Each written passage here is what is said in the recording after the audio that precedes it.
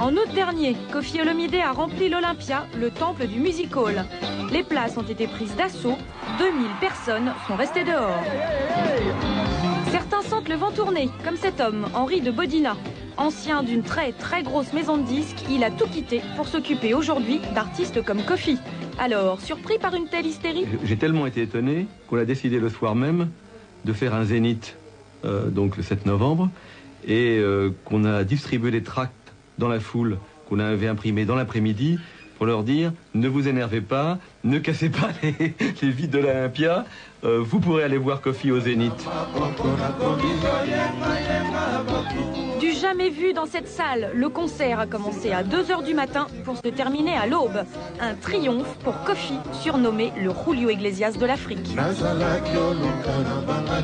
C'est un charmeur et je cherche cette occasion pour le rencontrer. Il chante très bien et on l'adore. Il chante la femme. Je me suis fait belle pour Koffi. On va voir aujourd'hui. Koffi aimerait bien séduire le public français. L'un de ses points forts, c'est que c'est un grand showman.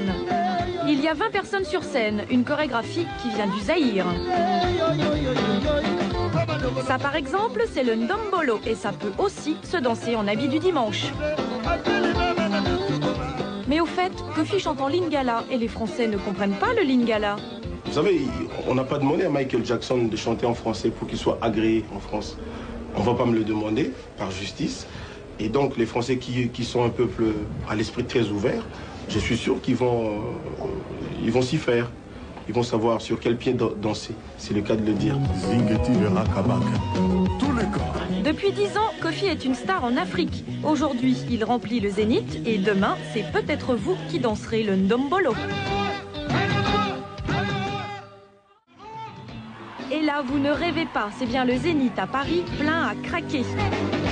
Il y a quelques jours, 7000 personnes sont venues acclamer Koffi Olomidé, la star zaïroise. Mais quel est donc ce surprenant